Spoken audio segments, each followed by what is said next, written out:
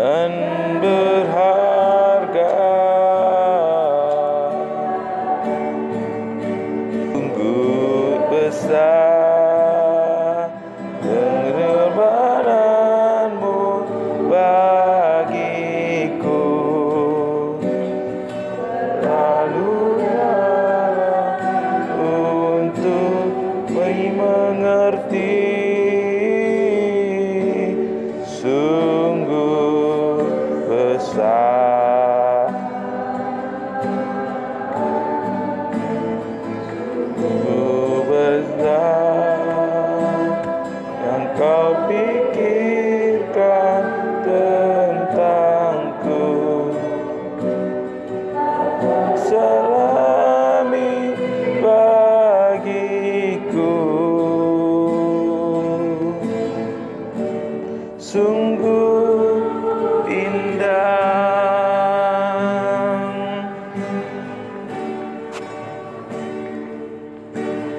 Kemana kau akan pergi, menjauhi rohmu yang suci, oh sahabat. Kau dekat,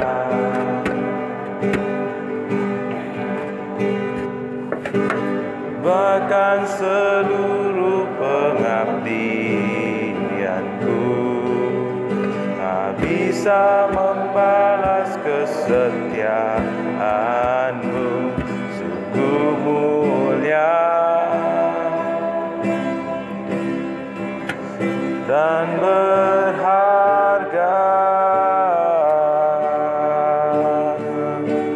Sungguh pengorbananmu bagiku. Lu dalam untuk dimengerti Yesus sungguh besar, sungguh indah yang kau pikirkan tentangku. Lebih bagiku Yesus sungguh indah. Bapa, kami mengucap syukur buat roh-Mu yang terlalu menyertai kami. Kami tidak bisa lari karena roh-Mu senantiasa ada pada kami Tuhan. Biarlah saat ini firman-Mu kembali menjadi rema dalam hidup kami, meneguhkan kami untuk senantiasa menjadi umat yang berjalan dalam roh-Mu, menjadi umat yang senantiasa selaras dengan kehendak-Mu Bapa. Biarlah saat ini Engkau berkata-kata kepada kami, hamba-Mu yang menyampaikan dalam pengurapan hikmat kuasa daripada Engkau. Kami siap mendengar firman-Mu Bapa, dalam nama Yesus kami berdoa. Amin. Selamat malam Bapak Ibu, baik yang di rumah dan juga yang ada di gereja. Terima kasih buat kesetiaannya berdoa ya. Abigail dan juga Bang Aritonang ya hari ini bersama kita. Ya, senang sekali ya melihat anak-anak muda yang boleh setia berdoa ya. Kak Abigail, semangat setia berdoa Rabu Kak Abigail. Ya, mulai supaya anak-anak muda yang lain juga ikut berdoa ya. Ya, Bapak Ibu, kita masih bicara tentang Numa. Jadi jam doa, tiap kali jam doa selalu kita sesuai dengan tema seri khotbah kita. Nah, kita akan buka di dalam Yeskiel ya. Yeskiel 36 ayat 26 sampai 27. Yeskiel 36 ayat 26 sampai 27. Kita baca sama-sama. 1, 2, 3 ya. Kamu akan kuberikan hati yang baru dan roh yang baru di dalam hatimu, dan aku akan menjatuhmu hati yang keras dan kuberikan kepadamu hati yang taat. Rohku akan kuberikan dia di dalam batinmu dan akan membuat kamu hidup menurut segala ketetapanku dan tetap berpegang pada peraturan-peraturanku dan melakukannya. Amin. Puji Tuhan. Bapak Ibu Saudaraku yang dikasihi oleh Tuhan, ketika kita menghadapi masalah, ketika kita buntu, ketika kita struggle, ketika kita menghadapi persoalan yang begitu rumit dalam hidup kita, sering sekali kita berpikir untuk mengganti orang. Betul ya? Atau ini gara-gara sama dia nih aku ini harus ganti ya. Atau mungkin yang istri bilang aku udah waktunya nih ganti suami nih. Atau yang suami juga bilang gitu, aduh ini nggak bisa lagi nih ditolerin ini, udah waktunya nih ganti istri gitu kan ya. Atau orang selalu berpikir untuk mengganti tempat pekerjaan. Dalam konteks bekerja, ini kayaknya gerejanya ini yang harus diganti nih gerejanya. Pindah nih gereja yang lain. Atau mungkin sebaliknya, ini pendetanya mesti diganti nih, Ini baru semua beres ini kalau pendetanya ganti nih. Ya. Kita selalu berusaha untuk menyingkirkan triggernya. Trigger itu bicara tentang apa? Situasi, kondisi, pemicu, dan orang-orangnya. Kita sering berpikir untuk mengganti apa yang menjadi trigger, penyebab apa yang kita alami, kesusahan, kesulitan yang kita alami. Tapi tahu nggak Bapak Ibu, apa sebenarnya yang perlu kita ganti? Yang kita perlu ganti adalah hati. Makanya di bidang di sini di ayat 36 tadi 36 ayat 26, kamu akan kuberikan apa? Hati yang baru ya. Dan roh yang baru di dalam batinmu. Tuhan memberikan kita hati yang baru ya. Hati itu bicara apa sih Bapak Ibu? Kita pikir hati itu ini, hatiku ini, kamu gak peduli sama hatiku ini gitu kan. Atau kita sering tapi hati itu apa? Adanya di sini sebenarnya. Itu bagian belakang korteks kita, bagian dalam kita ini di sini. Bagian otak kita itu paling dalam itu korteks, apa istilahnya kedokterannya saya nggak tahu gitu ya. Itulah bicara tentang hati kita ya. Hati mempengaruhi semua kondisi keadaan kita. Hati mempengaruhi kita dalam menerima pakaian yang kita pakai, ya kan? Dalam menyapa orang lain, ya. Dalam kita menjalani kehidupan kita sehari-hari, dalam menyapa dan lain sebagainya. Jadi yang saudara butuhkan bukanlah ganti triggernya, ganti mobil, ganti rumah, ganti tempat tinggal, ganti pasangan hidup, ganti gereja atau ganti pendeta atau yang perlu kita miliki adalah miliki hati yang baru. Karena dari hati kita, di Amsal bilang dari hatimu terpancar kehidupan ya. Dari hati kita terpancar. Makanya Amsal bilang jagalah apa? Hatimu. Pernah nggak Alkitab bilang jagalah dompetmu? Pernah nggak Alkitab bilang jagalah apa ya? Jagalah hartamu gitu ya. Jagalah suamimu, jagalah istrimu. Nggak ada. Yang Alkitab katakan adalah jagalah hatimu.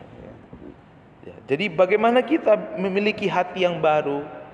Hati yang baru itu erat hubungannya dengan roh.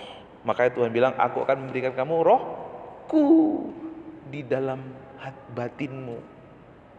Ketika ada roh Allah dalam batin kita, hati kita juga diubahkan oleh Tuhan. Karena kita terdiri dari berapa Pak? Tubuh kita, trikotomi. Tubuh, jiwa, dan roh. Ya kan? Bagian terdalam itu mana? Luar ini adalah tubuh.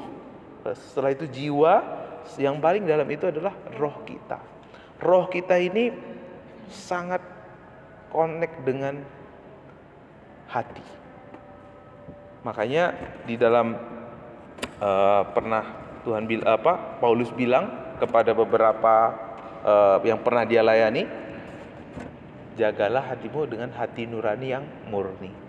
Beberapa orang telah melenceng dari iman karena apa? Karena nggak memiliki hati yang murni. Beberapa orang kandas iman mereka karena nggak memiliki hati nurani yang murni. Siapa itu orang yang tidak memiliki hati nurani yang murni? Mereka yang tidak pernah memiliki hati batin yang baru. Mereka yang terus ngikutin perasaannya, kemauannya, keinginannya, caranya, kekuatannya, motivasinya, tujuannya. Nah, ingat, ini semua adalah unsur dosa ya Pak. Bapak Ibu ingat nggak? Unsur dosa itu apa? Ketika kita pokoknya kemauanku, pokoknya perasaanku, pokoknya tujuanku, pokoknya maksudku. Kalau enggak, aku enggak mau. Kita akan menjadi orang yang menggunakan Tuhan untuk tujuan kita. Kita akan menjadi orang yang tetap memiliki hati yang sama. Nah, ingat, bunga itu enggak perlu kita siram, Pak. Bagus, tapi dia enggak punya kehidupan. Itulah orang-orang yang tidak mau dibaharui hatinya.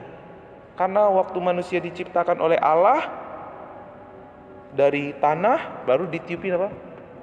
Napas Allah. Itulah namanya pneuma, Pak. Napas Allah itu adalah pneuma. Roh Allah itu namanya pneuma. Kalau kita hidup dengan roh Allah, maka ada kehidupan Allah dalam hidup kita. Kita tidak seperti bunga imitasi ini. Terlihat indah, terlihat baik, terlihat hebat, terlihat tegar, tapi nggak pernah menghasilkan kehidupan. Mesin adalah benda mati. Mesin tidak pernah melahirkan kehidupan. Yang melahirkan kehidupan apa? Makhluk hidup. Nah, oleh sebab itu, ya, mari kita menjadi umat yang memiliki hati yang baru. Mari kita menjadi umat yang memiliki hati yang baru. Bagaimana caranya? Hidup dengan tuntunan Roh Allah dalam hidup kita. Ya, dikatakan di ayat yang ke-27 tadi, Rohku akan kuberikan di dalam batinmu, dan aku akan membuat kamu hidup menurut segala ketetapanku, dan tetap berpegang pada peraturan-peraturanku dan melakukannya. Yang membuat kita berkenan kepada Tuhan itu bukanlah usaha kita, bukanlah kehebatan kita, bukanlah kebaikan kita, bukanlah kesetiaan kita, bukan kesalehan kita, tetapi yang membuat kita berpegang pada peraturan-peraturan Tuhan, kehendak Tuhan, ketetapan Tuhan adalah roh yang Tuhan berikan dalam itu. Makanya Tuhan bilang, hukum yang kuberikan tertulis dalam loh-loh hatimu. Bukan lagi di dalam loh-loh batu, tetapi loh-loh hati. Roh Kudus yang akan selalu mengingatkan kita, ya. Roh Kudus selalu akan mengingatkan kita tentang apa yang diperbuat oleh Yesus. Waktu kita melakukan segala sesuatu sesuai dengan tuntunan roh yang ada pada kita, Roh Kudus ingatkan kita akan apa yang diperbuat oleh Tuhan Yesus. Di situ kita punya hati yang taat. Kamu itu udah ditebus Tuhan loh hidupmu. Tuhan itu sudah sediakan segala yang kamu perlukan dalam hidup. Ngapain kamu lagi bermain dengan uang-uang seperti ini? Kita akhirnya mempunyai hati, oh iya ya Tuhan. Kamu itu udah disucikan Tuhan. Abigail, kamu itu udah disucikan. Ngapain lagi kamu main kubangan? Kamu itu masa depanmu udah cerah, udah settle di dalam Tuhan. Ngapain lagi kamu khawatir? Ngapain lagi kamu takut? Akhir kita, oh iya Tuhan. Ngapain saya takut ya? Ngapain saya keras hatinya ya? Tuhan berikan hati yang lembut. Waktu kita melakukan kesetiaan karena Roh Kudus bekerja dalam hidup kita, kesetiaan kita itu bukan palsu, Pak. Tapi adalah buah yang asli. Kebaikan yang kita berikan itu bukanlah buah yang imitasi, tetapi buah yang asli. Bukan didorong oleh, aduh nanti kalau saya nggak baik, apa kata Abigail ya? Saya kan pendeta, nanti apa kata orang? Iya kan? Selalu acuannya apa kata orang. Itulah pengertian manusia. Tapi kalau kita berbuat baik karena Tuhan, kita merasakan kebaikan Tuhan, dan kita nggak bisa bendung hati kita, itulah buah yang asli. Meskipun orang nggak melihat, nggak memandang, nggak mengingat, kita nggak jadi sakit hati, nggak kesel. Kenapa? Orang kebaikan ini dari Tuhan kok, ngapain saya kesel? Ngapain saya marah? Itulah buah yang asli. Maka saudaraku yang dikasihi Tuhan, kalau kita mau menjadi orang-orang yang menghasilkan buah-buah yang sejati, buah-buah yang tidak imitasi, roh kita harus melekat dengan roh Allah. Roh kita harus dipimpin oleh roh Allah. Bukan lagi keinginan kita, bukan lagi maksud kita, bukan lagi cara kita, bukan lagi kekuatan kita, bukan lagi pengertian kita. Semua bersumber sama Tuhan.